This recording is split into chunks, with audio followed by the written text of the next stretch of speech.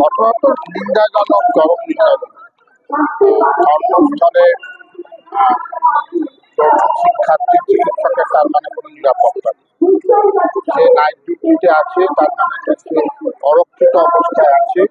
যে কেউ ঢুকে তার উপর আক্রমণ করে শ্লীলতাহানি, রেপ এবং খুন করার এই অবাধ পরিবেশ, এটা ভয়ঙ্কর। নারীর ওপর আক্রমণ দ্বিতীয় হয়েছে, আগেও হয়েছে, আবার হয়তো হবে। মানুষের যে নারীকে ভোগ করার যে টেন্ডেন্সি, নারী মানেই ভোগের বিষয়, ক্ষমতার সম্পর্ক নয়, সমান অধিকারের সম্পর্ক নয়, এগুলো আমাদের সমাজে বিদ্যমান, সংস্কৃতির মধ্যে নেই। নারীকে ভোগ হিসাবেই দেখা হয়। তার একটা প্রতিফলন এটা সবচেয়ে মারাত্মক। হাসপাতালের মধ্যে ওই রাতে করে ওই সেমিনার রুমে ঢুকে এই কাণ্ড ঘটানো, এটা নিরাপত্তার একটা বড় ব্যাপার আছে। এই কর্মস্থলে যে মহিলারা কাজ করেন, তাদের টানা রাতে কাজ করার পরিবেশটা আছে কিনা এই প্রশ্ন ওখানে উঠছে। যারা যুক্ত তাদের আমরা শাস্তির দাবি করছি, সুষ্ঠু বিচার পদ্ধতির মাধ্যমে তাদের যাতে সাজা হয় এবং সরকারের কোনো ধামাচাপা না দেয়। আইনের পথে চলবে বলে দুদিন বাদে আর সাক্ষী পাওয়া গেল না, 5 বছর, 6 বছর, 8 বছর মামলা চলবে, যাতে আর ভিকটিম পরিবার কোনোদিনই আর ন্যায় বিচার পেল না, সেটা যাতে না হয়। এবং আমাদেরও সতর্ক থাকা উচিত। একটা ঘটনা প্রতিবাদ করলাম, ভুলে গেলাম নয়, সেই পরিবারের যে মামলা যখন চলবে তাকে সম্পূর্ণ মদত দেওয়া, সাক্ষীরা যাতে ভয় না পায়, সেগুলো এসে আমাদের সামাজিক পরিবেশ তৈরি করা, যাতে অপরাধী আইন অনুযায়ী শাস্তি।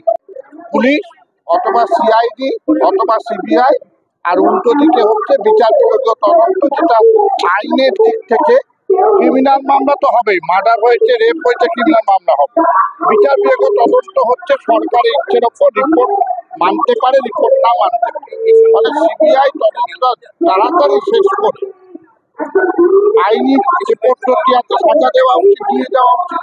রিজওয়ানুরের ঘটনায় আমি সাক্ষী ছিলাম, আমার সাক্ষী হয়ে গেছে, আরো 2-1 জনের সাক্ষী হয়েছে, কিন্তু এত বছর 2007-এর ঘটনা, সেপ্টেম্বর, আজকে 2024, তার মধ্যে 3 জন সাক্ষী মারা গেছে তালিকাতে। ফলে এত দেরি হলে ন্যায় বিচার তখন দূরে চলে যায়, ন্যায় বিচারটা পাওয়া যায়।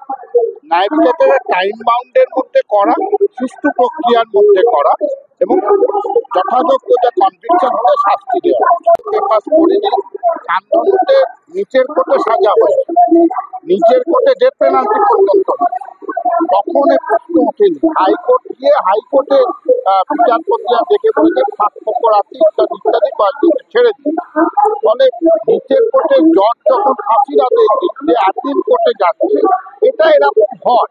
তবু কোথাও যাতে গাফিলতি না থাকে, এয়ারটাইট তদন্ত এবং এয়ারটাইট রিপোর্ট জমা দেওয়াটা খুব গুরুত্বপূর্ণ।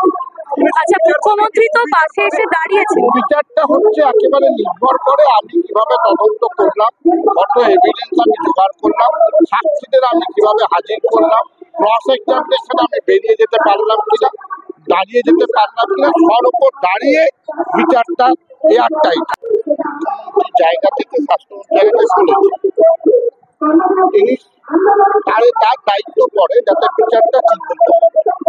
সিবিআই করলেও রাজ্য সরকারের পূর্ণ সহযোগিতা সিবিআই কে করা উচিত, কোনো কিছু গোপন করা উচিত, স্বচ্ছতার সঙ্গে বিচার করা উচিত, কাউকে আড়াল করা উচিত।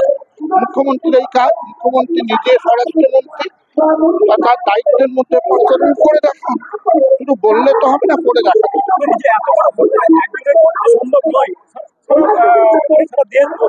বুঝলাম এই যে ঘটনা একজনের সম্পর্কে যে একজন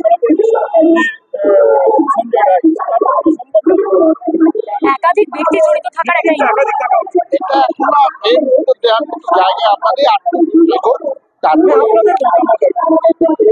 আমার মাথা না, আমার কোনো কথা আমাদের যে দাবি, সেই দাবিটার